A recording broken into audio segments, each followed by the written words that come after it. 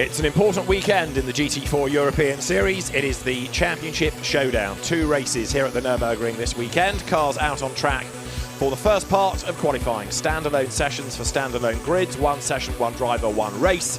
And a big field, 32 cars venturing out in pretty hot temperatures. There's barely a cloud in the sky, very unlike the Nurburgring, really. And the Championship Showdown is going to be absolutely fascinating. We'll worry about points in due course. At the moment, though, it's all about getting a good grid position. There, number 25, BMW, Simon Knapp, one of the drivers who's here fighting for championship honours this weekend. But it's not only, of course, within the overall contest that we need to be looking within the Silver Cup, because there is Pro-Am and there is Am as well.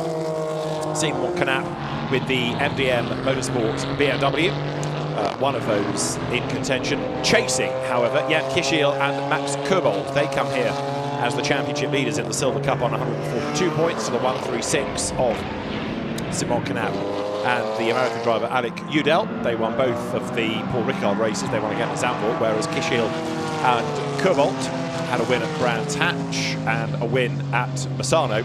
And then third in the championship, still just about in contention because they're 20 points back, 22 points back, forgive me, Dan Mackay and Benjamin Lessen. 22 back, 50 on offer this weekend. So the Silver Cup is up for grabs. The Am Cup, that effectively is between Clement Seiler and Pascal Bachmann's Aston Martin against David Loger and Eric Mouet with the Alpine. There are 19 points between them, and of course 50 available.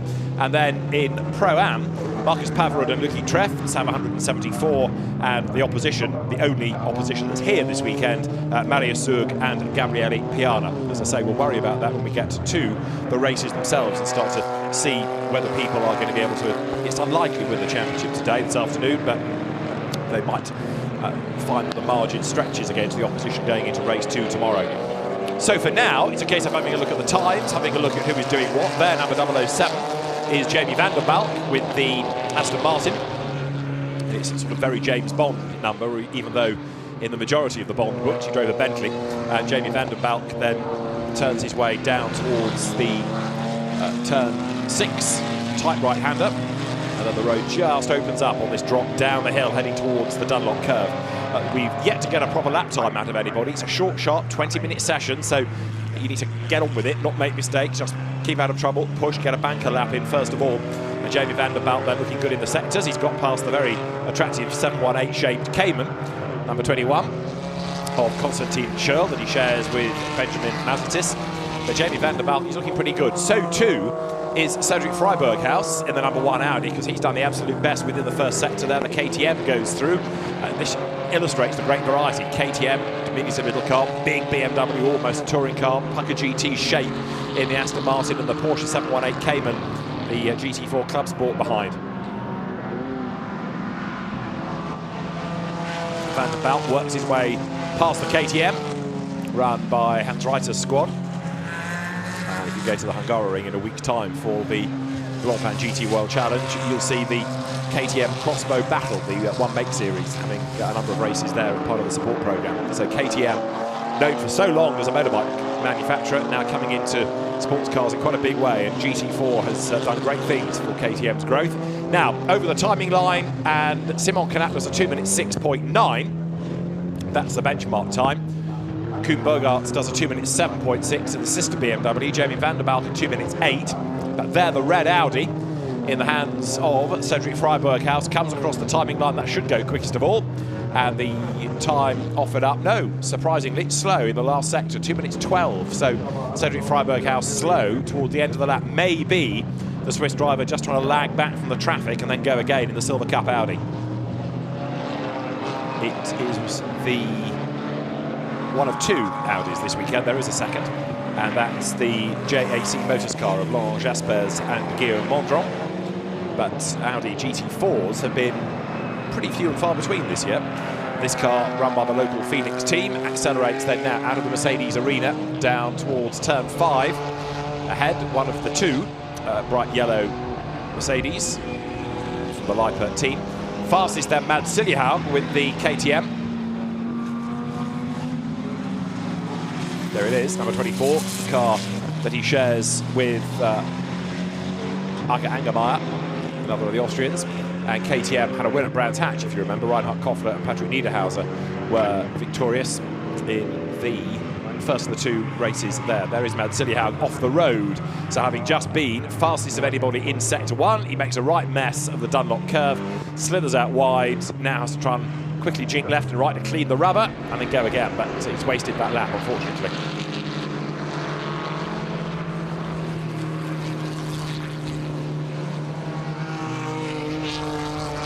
Mads Siljehaug heads up the hill, as now Alexander Mies goes briefly second, 2 minutes 6.773, bettered by Ewan Mackay in the Eckerys BMW that he shares with Ricardo van der Ende, and a spin for number 32.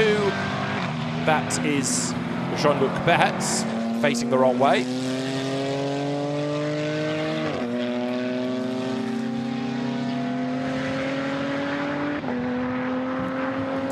So he's on the line, everyone can go around the outside of him, the car seemingly undamaged, but it's in an awkward place. So the race director keeps an eye to this, sees him reverse out of harm's way. The road opens up as there the Bullet Racing Mercedes and Stephen Patrick car goes through, and away now goes Jean-Luc Behetz. Back up and running then, and turns his way through the right-hander of turn 5, ready to drop down the hill. Jean-Luc Behetz, who's been a regular VLN and Zolder 24-hour competitor for many, many years, sets off downhill, a little chasing. So Siljehaug is still the fastest, but now Marius Zug goes up to second. Remember that Zug is here pitching to win the Pro-Am competition. First season of car racing, Marius Zug in the BMW that he shares with the quick Gabriele Piana. There's the quick Brit Ewan Mackay, who is at the moment slower than his brother Daniel. But Ewan Mackay turns now through the left and the right of the Schumacher S. He's got the Mercedes behind him. Doesn't actually look that quick a lap by Ewan Mackay, this. Absolute best in the first sector, though, from 7.18. What else could it be but the Cayman of Ivan Giacomo, the Swiss driver, in the Century Porsche Ticino car. But right now, Ewan Mackay powers downhill. Also going quickly in the first sector now, Patrick Niederhauser's KTM. So it's going to be quite a bit of shuffling, I think, to the leaderboard at the end of this next lap. 32 cars have ventured out. We've not yet managed to wring a time out of everybody, but we're not far off doing so. As there, look, number 8 BMW comes through. Ewan Mackay out of the chicane.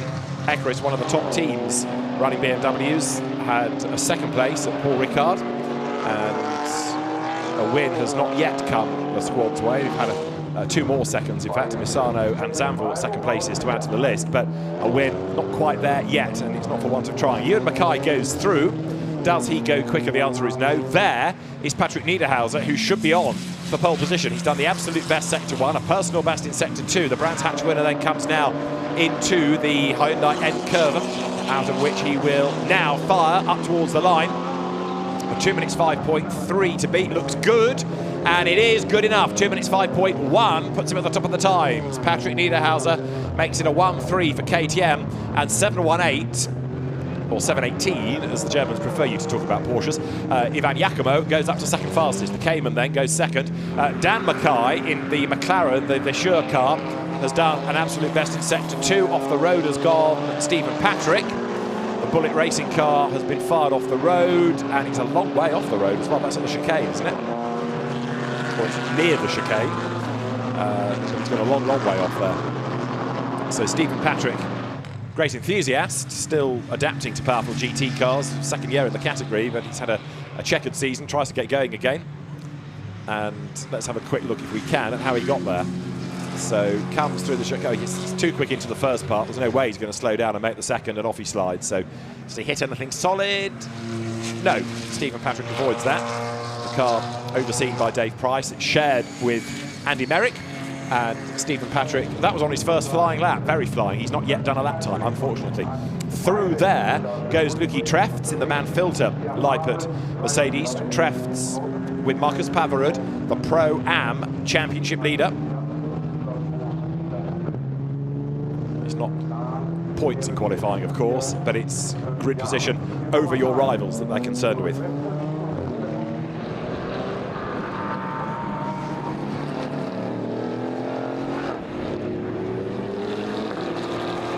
So Trefts presses on.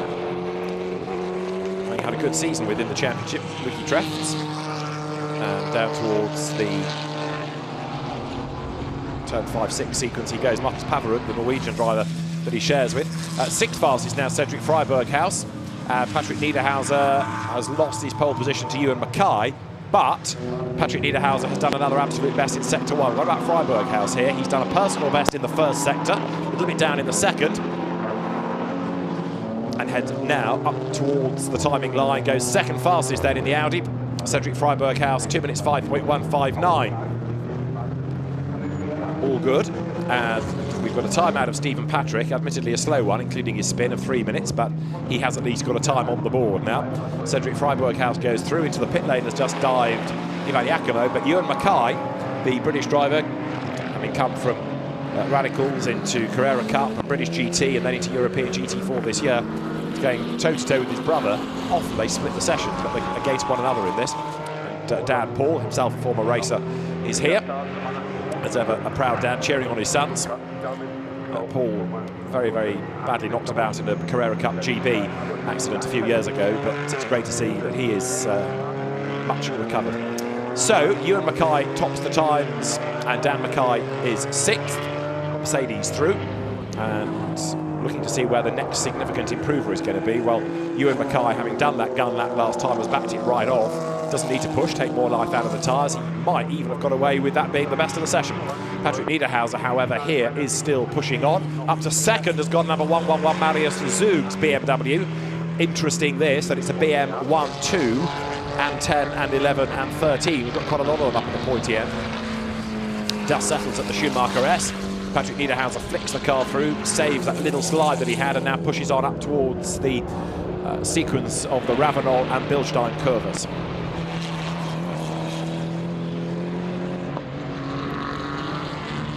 Another improver up to third is number 66 now, another of the Bullet Mercedes, Romain Monti. Now Romain has had a win this year, that came at Misano with the young Alex Lamberts, but going strongly here is Romain Monti, experienced driver, and Patrick Niederhauser, absolute best Sector 1, a little bit down in Sector 2, however, only by 900ths, so he's found a 10th, then lost 900ths. Can he turn up a really good third sector to get the KTM to the very top of the times? It's looking good, it's looking neat, it's looking tidy, it's looking quick. Niederhauser comes through, breaks the beam now on a 2 minutes 5.145 for fastest. So absolute best, and then slower second and third sectors unfortunately mitigate against a significant improvement. It was slightly quicker, but not really quick enough to catapult to the front row of what is at the moment a BMW lockout. Only 6 more minutes of Q1 remain. Pit stop, driver change, go again.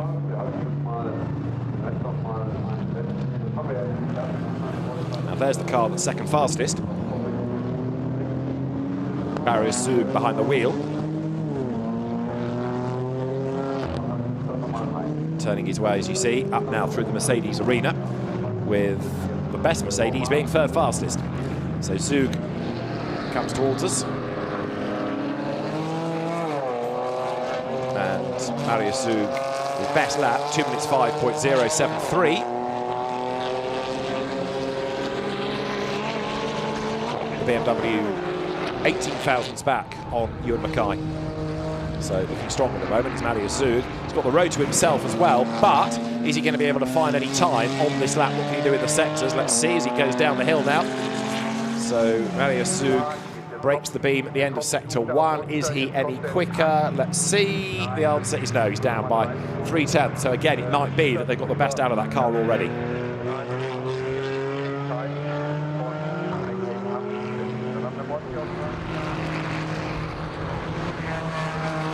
Marius Zug wriggles his way up through the Schumacher S. He's got traffic ahead of him as well. Mercedes and Aston Martin there, you can see further up the road. So there's the almost obligatory flash of the lights just to get the message into the brain of the drivers ahead that, yeah, quicker car behind. There's also the Certina pole position awards that the drivers are pitching for. Not points for the championship, but a watch never goes amiss. So through goes Marius Zug, and he's getting himself closer to the traffic. It's in a sense academic anyway, because this isn't a quick-ish lap. Another improvement has come from Luki Treffs up to 13th, second within Pro-Am. And Zug bails into the pits. So with just over 4 minutes to go, I'd be surprised if he goes back out. The car may well now be given over and ready for Q2. 71 is in for Paolo Melloni to give way to Max Tresoldi. Another of the quick BMWs, that car. And are they going to go again, or is this an early chance to cycle through the stop, get everything ready for Q2, get the driver in, get him settled and do any work on the car? Across the timing line, 10th fastest there is Max Kobold, who, remember, is one of the drivers fighting for championship honours here. Kobold shares with Jan Kisiel. And Max Kobold, who was champion 2 years ago in BMW days, looking strong. So Max Kobold accelerates through the Mercedes arena. And where is he in terms of time? He's only 10th, so Max needs to find a little bit of time if he can. GT4 has become so competitive over the seasons. More and more of the manufacturers coming in now with effectively turnkey race cars. Whereas it used to be about tuners taking a car, now it's the manufacturers building them, the teams running them. And GT4 racing globally, absolutely soaring now.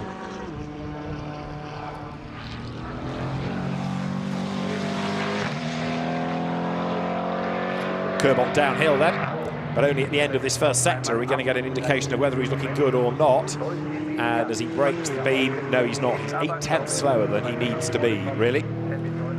24th, the usual heroics coming from Matt Cowley, the British driver in the Aston Martin. His next target being Paolo Maloney's BMW that we saw in the pit lane a moment ago. Jean-Luc Behetz, after his spin earlier on, is 25th fastest. And the leading AmCup car at the moment, Dominic Albert. The Razoon Malvern Racing KTM. So there's just one more lap they can ring out at the moment if they're coming up towards the timing line. Kobold here is going to be in jeopardy of starting one more lap or getting the flag. So Kobold up towards the line, comes to the chicane first. 18 thousandths is the margin between the top two cars, Ewan Mackay and then Marius Zug. BMW drivers, both. Romain Monti is third, and Kobold goes for the pit lane. So if you're not improving, there's no point staying out and just driving around. Get in, get your, in theory, quicker co-driver in. This session is notionally for the AM. Now, where you've got two Silver Cup drivers is a moot point, but if one is fractionally slow at putting in the first session, I wouldn't exactly say Patrick Niederhauser was slow, however. But anyway, he's done the driving duties. A good effort by Akhil Rabindra, another ex-single-seater driver, 6th quickest. And Simon Knapp, only 11th. So Knapp is, in the end, where behind Kobold, one place. So the championship fighters, 10th and 11th on the grid. There is Matt Cowley, I was talking about a little while ago in the Academy Motorsport Aston Martin. This is the team run by Matt Nicol-Jones, very successful racer, largely in genetics. There was barely a race or a championship that he didn't win, going back, what, probably 8 or 9 years now. But Matt Cowley, very, very quick, former Ford 1600 racer, raced in America, and then has come back as part of the Aston Martin Academy to make a name for himself in European racing once more. And doing this on whatever is one stage down from no money at all, much underfunded driver. He's been learning new circuits, learning about a new car, learning about new discipline of double driver races. And Matt Cowley has done a good job this year. Hopefully we'll see more of him in GT racing in the future, whether it's in the UK or internationally, because he's certainly got a good future ahead of him, Matt. You only have to watch him in a pack to tell that he's come out of Formula Ford. Proper little fighter as a racer. And Matt Cowley, 24th fastest at the moment. The Astons not showing massive pace here. Akhil Rabindra 6th, Alex Mees 14th, Tom Wood, Jamie van der Bout 17th and 18th, and Matt Cowley 24th. So there is a bit more to find in that car. But Matt Cowley now heads up down the hill.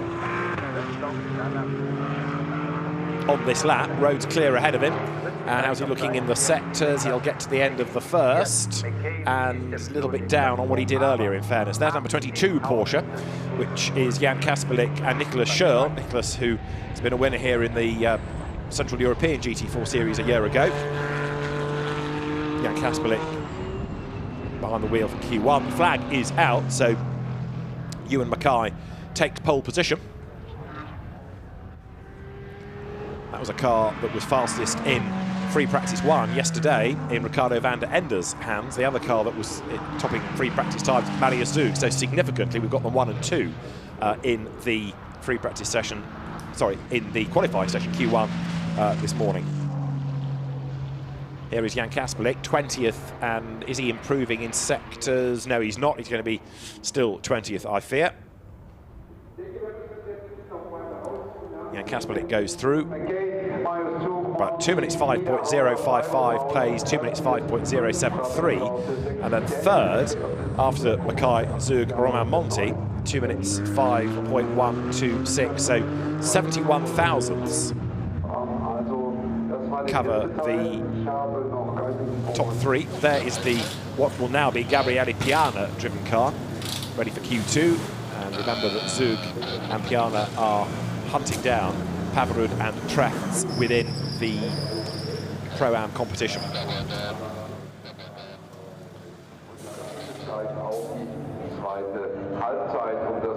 So 25 points ahead. That's a race win, but there are 50 on offer. So if they get another point, Pavarud and Treft over Zug and Piana in the first race, and therefore have a margin of 26, then it's done. So that can be won in race one, but Zug and Piana will be doing everything possible to try and stay in contention, stay in the fight.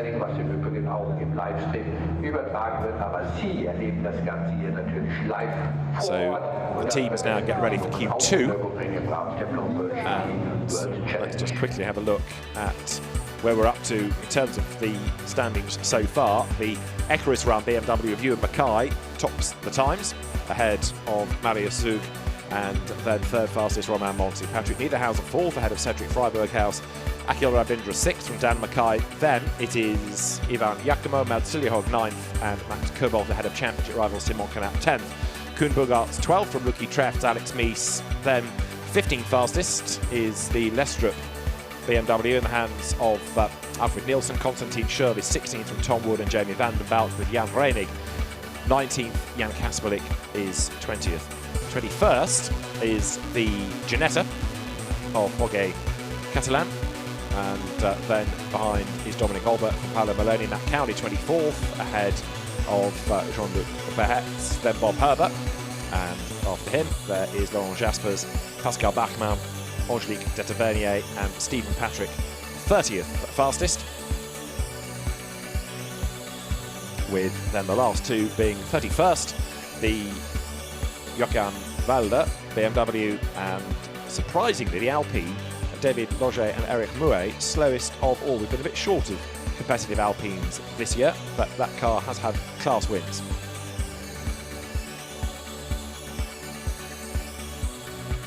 Let's have a quick look back at the highlights of Q1. Actually, very few being in strife. We had Mads Siljehoug pressing on to go quickest early on and then running out of road down at the Dunlop curve, arrived too quickly and slithered off the track. But other than that, we didn't have too many people going off the road. Stephen Patrick had a spin. Patrick Niederhauser was very quick, but ultimately not as quick as he needed to be to get the KTM, which is nimble but maybe a bit breathless, onto pole position. That was Stephen Patrick's moment, but he got away with it and sorted himself out. Jean-Luc Behetz being another spinner as well, but Ewan Mackay tops the times.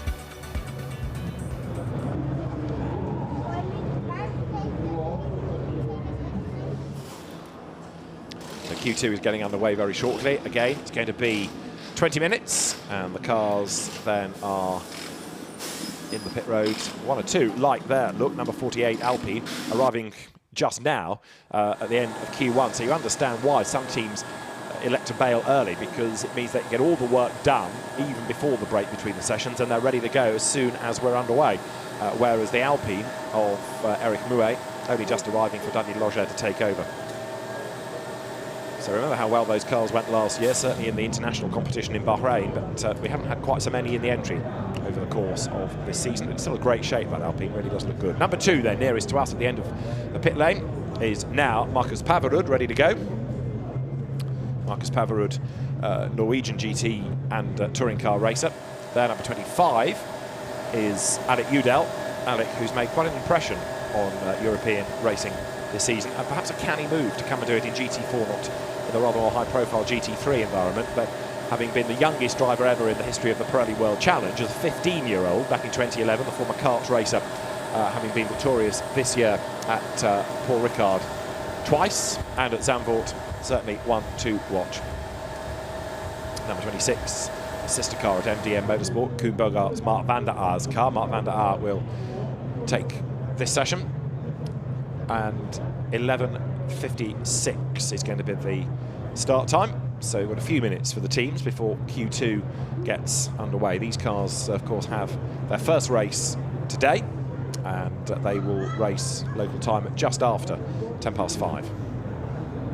Coming up to 10 to 12 now, just gone, and the sunny Nurburgring, whisper it, ready to receive the cars for another 20 minutes here. So there is Alec Udell ready to go. He and Simon Knapp have made a pretty good combination this year.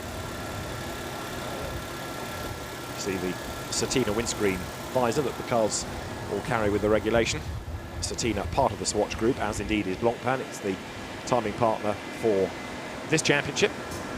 The Lumirank display telling you who's in round 26, VDA meaning Mark van der Aert, and that will alternate between the driver's short code and the position the car is in the classification. Gabriele Piana rather disgraced himself here in the 24 hours this year with the incident involving Rene Rast in the closing stages of the 24-hour race, but Gabriele Piana has gone very strongly in this car all season, quick driver, and Gabriele Piana, locally based, to the Nordschleife, left Italy to come and live here in order to become very much a Nürburgring specialist. treble 7, forgive me, is now in the hands of Dominic Schrammel. And that car, again, one of the quick Mercedes that we have, Dominic, who got as far as Formula 3000 many years ago before switching to GT racing. Last year's champion, Nikolai Müller-Madsen, for Phoenix now, ready to go. He's raced in GT3 as well as GT4 cars, but came from the Volkswagen Sirocco and then the Audi TT Cup. The Danish driver, the Swiss Cedric Freiburghaus, having done his driving duties in qualifying. Nikolai Müller-Madsen, confident driver, and will be one to watch again in this session. Eike Angermeier shares 24 with Mads Siljehaug. So the Valvoline True Racing car, Eike Angermeier replacing Phil Hill, who drove that car early in the season, but didn't really get on top of it, so there was a parting of the ways. Number 16 is now Reinhard Koffler, another former single-seater racer, Formula BMW, Formula Renault, Euro Cup, and then he's been a KTM regular in the last few seasons within GT4 racing. And Reinhard Koffler takes the car over from Patrick Niederhauser, the Reiter-run car, and he's good to get on board now. Slides in through the cage. The bodywork opens forwards.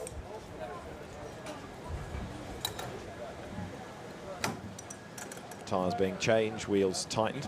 Number 99 is there as well, another of the KTMs, that being the Razzoon racing car of Dominic Olbert, and for this weekend, Onder Erdem, taking over from Konstantin Schürrle, who did drive that car early on in the season, but Konstantin Schürrle has also switched teams. He's at the Allied Racing Porsche squad. They're the very smart 718 Porsches, the Caymans. Number 21, which is Benjamin Mazetis, ex-ADAC F4 racer, in the car that he shares now with the aforementioned Konstantin Schürrle, who in turn has taken that over from Nicky Leutwiler. And there is number 22, which is the Jan Kasperlik Nicholas Schürrle car. Nicholas Schürrle to drive here, having been in the Central European Cup last season. Thumbs up.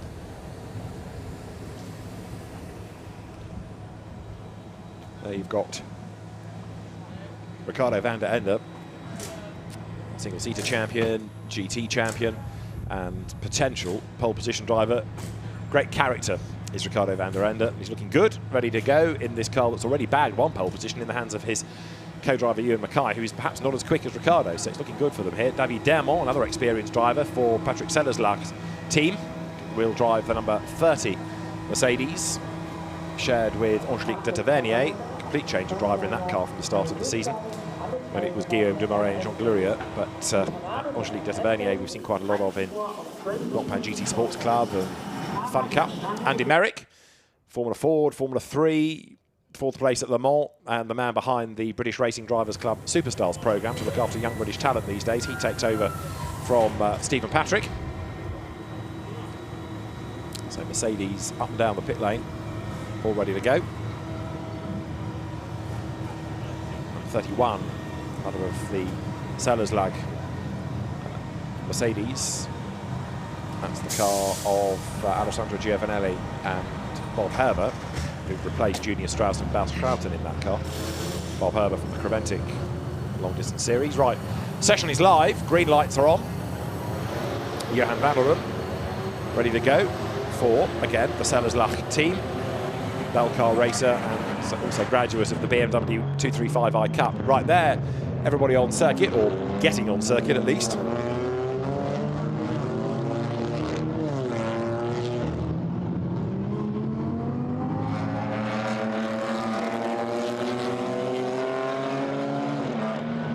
Just like we say about GT3, GT4 particularly, different shapes and sizes, different sounds as well, different engine notes. And although many of the cars look like scaled-down versions of their, in contrast, rather more outlandish GT3 cousins, these are still very quick racing cars in their own right.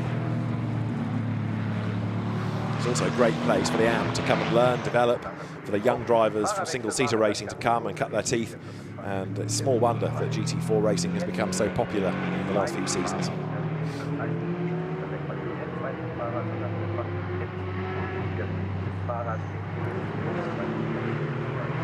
Now we understand that although the session was live on time, the lights at the end of the pit lane were not, and so the session will be extended by 40 seconds to compensate, because if the teams were looking at the lights, they didn't release the cars, but the session was live, they lost the track time. 40 seconds, you might argue, is limited, but the race director, Jerome Friedman, doing everything fair's fair, so giving them that track time that the lights didn't suggest they had available to them. So here is the number 7, Aston Martin, down the hill, road to itself, and the car for Julien Darras now, it's 007.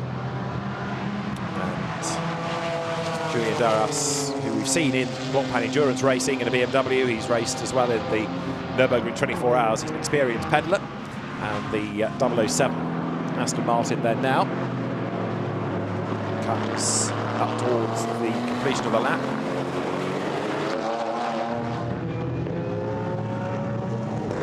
Onto a flying lap it will now go.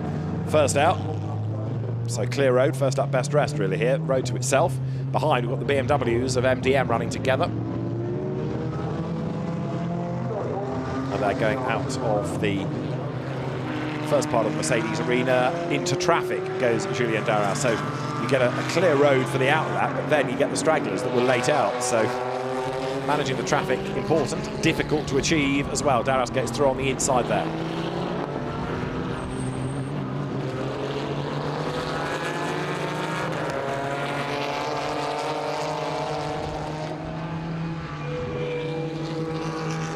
Julien Darras starts to offer up sector times now. Another one that's looking good, but that's from an outlap, is Marcus Pavarud, suggesting that he's getting on with the job here.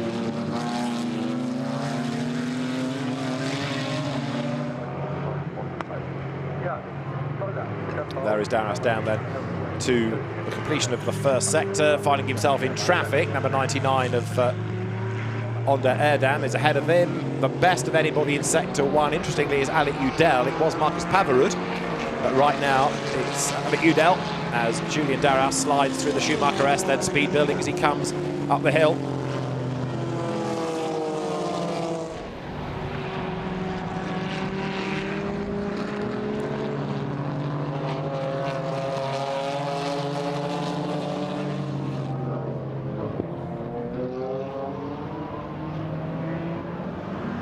So Julien Darras then up towards the Ad Van Bogen, then to the chicane.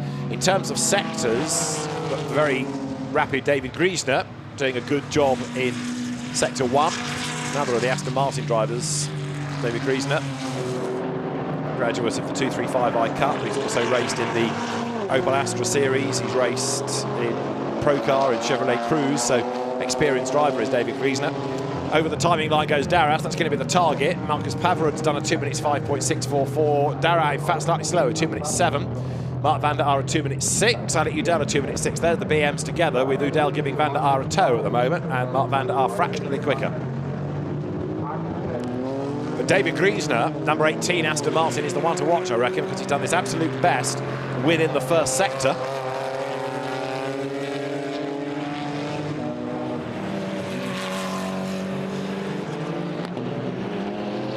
There's Alec Udell.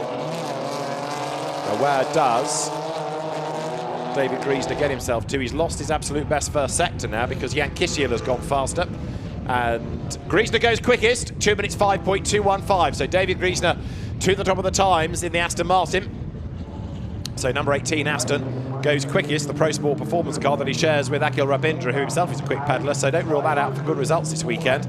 But we've got number 19, the sister car of Mike David Ortman, going up to second now.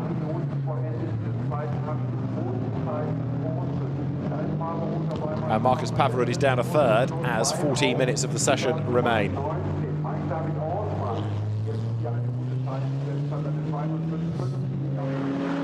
There's number 8, so this is Ricardo van der Ende. What can he do to get himself to the top? Well, what he can do is 2 absolute bests in sectors 1 and 2. Can he do another one in sector 3? He will go quickest of all, 2 minutes 3.922. He was slightly slower than David Griesner in sector 3, but it doesn't matter. He's quicker by over a second. Ricardo van der Ende then to the top of the times, 1.2 seconds to the good. The car did a 2 minutes 5.055 in Q1. It's already annihilated that with a 2 minutes 3.9. Ricardo van der Ende illustrating why he is so rapid.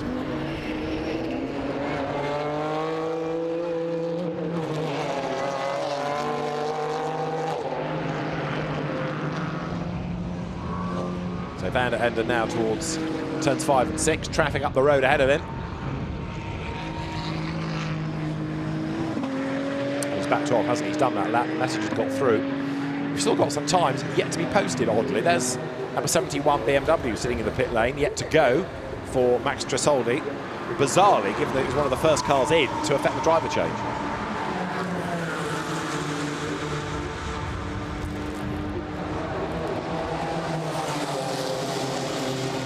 There is 19 Aston Martin, so that's the Mike David Ortman car, 5th fastest and slower in sector 1.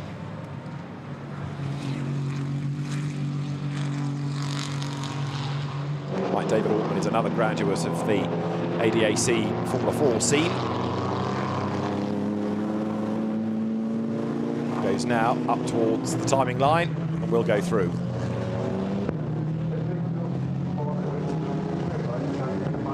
So Mike David Ortman, 5th fastest. There, number 1, Nikolai Moller-Madsen. He's only 8th at the moment. So NMM down the hill. And let's see in this first sector whether he's any quicker than he has been. Yes, he is, considerably so. So Nikolai Moller-Madsen getting faster and faster as the session develops. Tyres fully up to temperature now. Car lighter on fuel, pushing hard.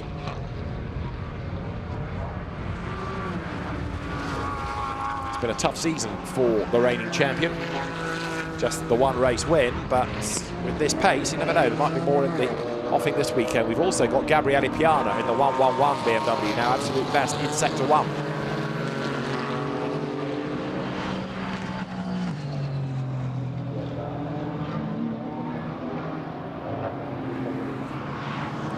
So there, Moller-Madsen down the hill.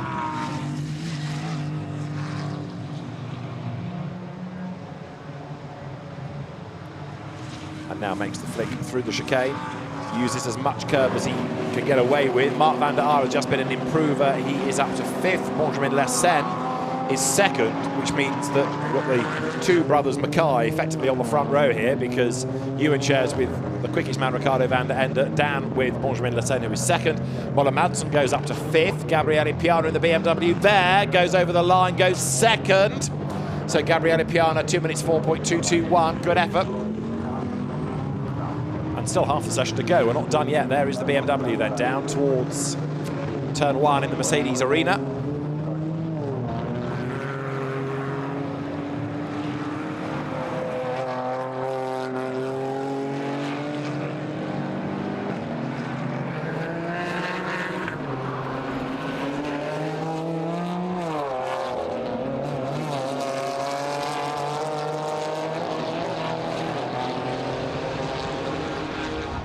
Another flash of the lights from Gabriele Piana there to warn the traffic ahead that he's on his way, and he's still pushing. That's the significant thing here.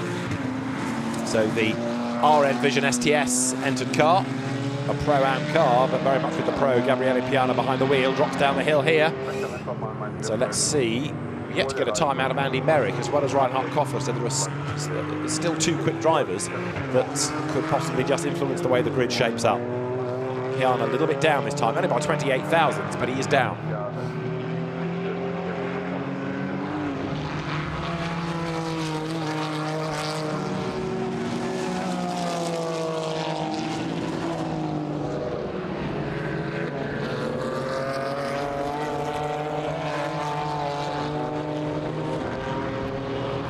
Dabs the brakes, going up towards the Bilstein curve now, down the hill. Uses all the curb. We've just had an improvement come from endeavour because he's up to 24th in the KTM, 2 minutes 9.616. Piana, no, he's lost more time in the middle sector, so he's trying, but it's not coming. You see, it's the so-called soft version, the motorbike version of the chicane.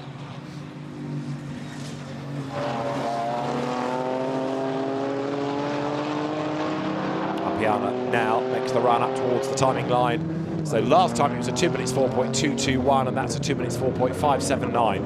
Only 3/10 down. Not that much, relatively speaking, but it is down.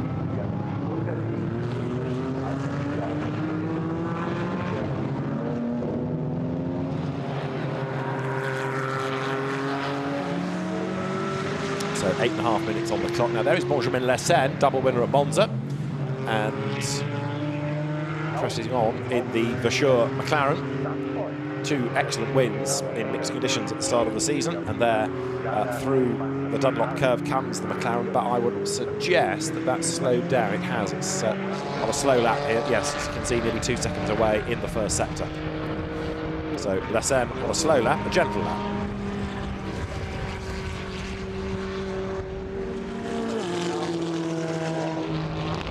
The order is Van der Ende, Piana, Lessen. Udell is 4th, David Griesen 5th, Mike David Ortman 6th and in the pit lane, Moller Manson 7th, Mark Lander at 8th, Dominic Schrammel is 9th, and then Oliver Söderström is now 10th. Marcus Pavarud 11th, but quite a long way back in terms of the Pro-Am fight from Piana.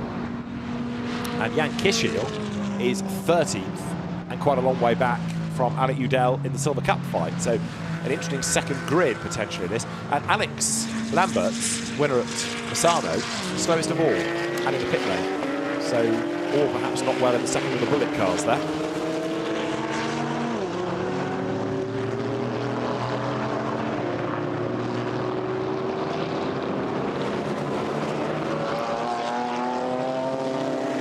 Number 97 BMW is one of the Scandinavian Championship cars here this weekend from the Lestrup racing team of Alfred Nilsson and Oliver Söderström. Söderström doing Q2.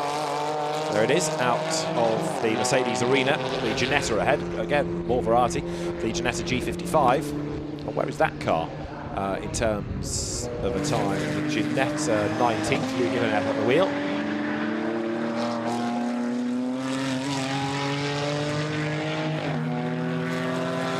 Söderström now makes the run down the hill. Hits the brakes, turns right. The Lumirank has come loose. If you look inside the car, you'll see the green display is not pointing out of the front, but it's wobbling around inside the car. So the Lumirank display broken, and I think it's fallen off completely now, having been ridden over the curb. So the officials might need to have a look at that. You can see it's still loomy, but it's dropped away from where it should be on the windscreen. There it is, flying around the cockpit. It's not come loose, but it's getting dangerous, that. So if I was Söderström, I'd be tempted to pit and get that either taken out or taped up. He's got the KTM ahead of him. Where is the Reinhard Koffler car? 6th, that's where it is in terms of the time now. KTM bails out of harm's way. Söderström goes through.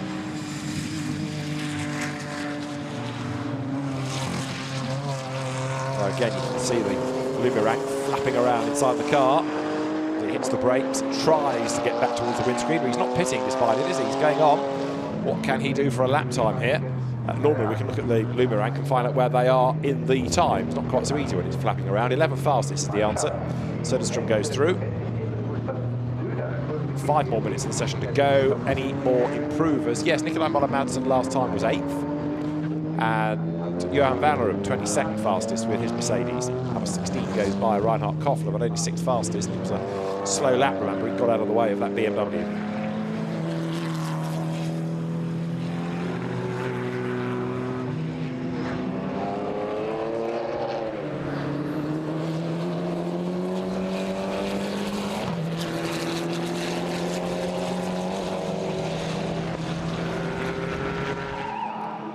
In the pit road is Alec Udell.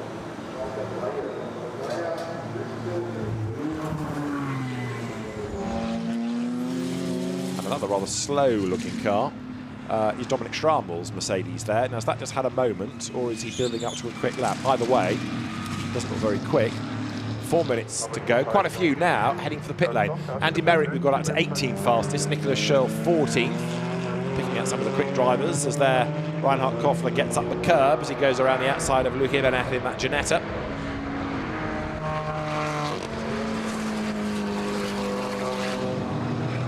And off the road goes number 31, that being Alessandro Giovanelli. Dust settles. Reinhard Koffler looking a little bit quicker. Personal best sector 1. Also looking good in the sectors. Will Moore in the Aston.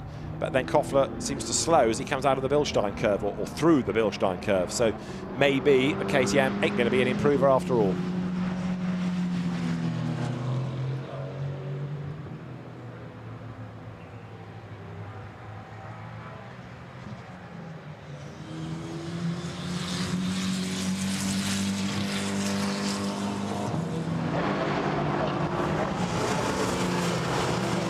There's Koffler coming up towards the timing line, but having been good in the first sector, huge time lost in the middle. So 3 seconds down, and he goes through stage 6, but that was a very slow lap in the end, 2 minutes 9.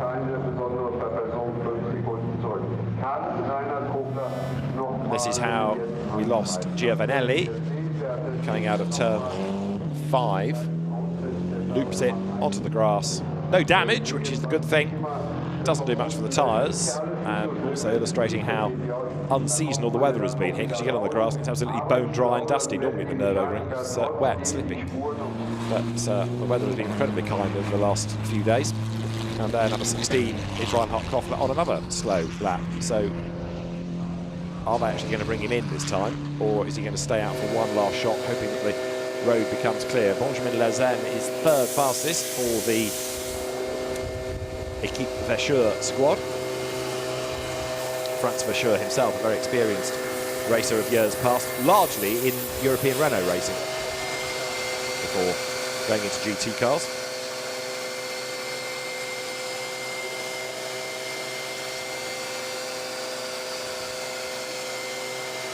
The air blown inside the cockpit to keep the driver cool. There is the very nice wrapped 718 of Ivan Giacomo and Kevin Gilardoni. Quick racer, a very accomplished rally driver as well, Gilardoni, and graded gold as a consequence. But the pit lane, virtually full now. Most people have called it a session early as Akhil Ravindra walks across the pit road. One of the reasons that people might have bailed is the amount of gravel that's on the track there through the Schumacher S. Not quite sure who brought that onto the road, but clearly it's not going to help your lap time. So even with the 40 seconds extra that the race director has given them, I'm not sure there are going to be that many people still circulating. There is number 4 of Jan Kishiel. 13th that car has dropped to now in the times.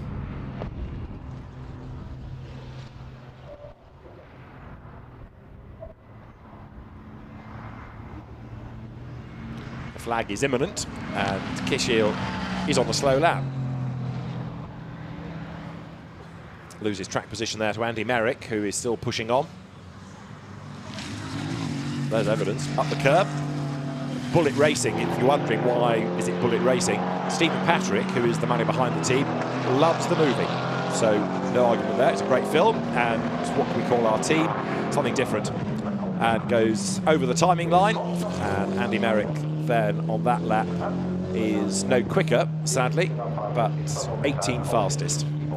The only thing that would have been needed to complete the whole picture here would have been a GT4 spec Mustang, wouldn't it, for Bullet Racing? But in the absence of one of those, a turnkey, user-friendly Mercedes, perfect for an amateur driver. Now there is the number 16 KTM. Reinhard Koffler is still out, hasn't been getting any quicker, but now looks like he's on the money once more. So Koffler into turns 5 and 6, and is this going to be an improvement for him? It does look a lot more competitive. So with the road almost empty now, most people in the pit lane, Reinhard Koffler carries on. We'll see though at the end of this first sector whether it's worth looking at the lap or not, won't we? Because if he's dropped time, and he has half a second, he's not going to get that back, and he almost understeers himself out too deep into the corner anyway. So Reinhard Koffler is not, I fear, going to be an improver once more. And also he's coming up towards the Schumacher S, where there was all that gravel on the road.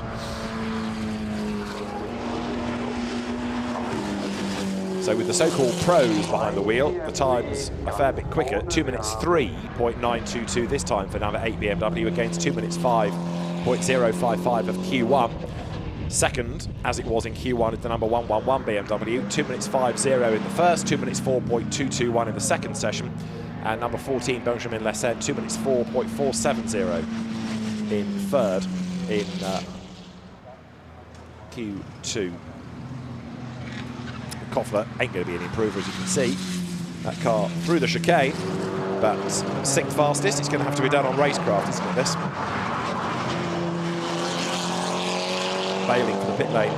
And Kishiel's Mercedes, and we've only got 3 cars on the road. And there to take the flag is Reinhard Koffler, who loses 1.7 seconds and stays 6th in the times.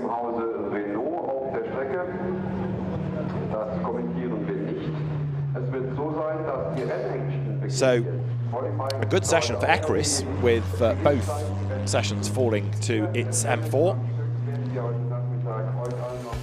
Let's have a look at how Q2 finished then, with Ricardo van der Ende the fastest from the Gabriele Piana similar BMW. Benjamin Lesen third, ahead of Alec Udel's BMW, and then Achille Ravindra and David Griesner's Aston Martin 5th, David Griesner doing the time. Reinhard Koffler 6th, ahead of Mike David Ortman, Nikolai Moller-Madsen 8th from Mark van der Aar and Dominic Schrammel. Oliver Söderström 11th, going nicely ahead of Marcus Paverud, Jan Kischiel, Nicholas Schurl, and then Eike Engemeyer 15th fastest.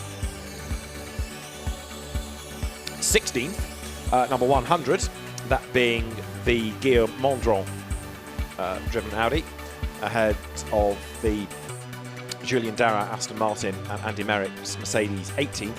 19th, the NM Racing Team Ginetta G55 in the hands for Q2 of Luc Ibanez, ahead of Clement Zeiler. Will Moore 21st, ahead of Benjamin Mazetis. Johan Van Rum 23rd from Mika Stanley. David Dem or Kevin Gilardoni a long way back after a spin. 27th, Alessandro Giovanelli. David Loger 28th. 29th was Onder Erdam, and 30th was Johan Söderström, Oscar's dad. 31st, Alex Lambert, and never going out, never getting a time, 71, Max Tresoldi. So the car hadn't been brought in early, part of the scheme, it had a problem. And that car of Max Tresoldi, as I say, did not venture out to set a time. Highlights then of Q2, and again, very well behaved. On occasions, GT4 has been a bit harum-scarum, but I think the message has got through now that they need to keep out of trouble. And number 8, again, looking strong all the way through the session. Ricardo van der Ende topping the times.